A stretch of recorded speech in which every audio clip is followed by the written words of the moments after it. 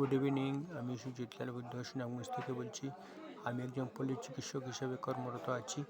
আমি চিকিৎসা ফাউন্ডেশনের মাধ্যমে এইচডিবি কোর্স কমপ্লিট করেছি। আমার শিক্ষক ছিলেন ডাক্তার পবিত্র কুমার শীল। কোর্সটি আমার ভালো লেগেছে এবং অনেক কিছু জানতে পেরেছি এবং আশা করি উপকৃত হব।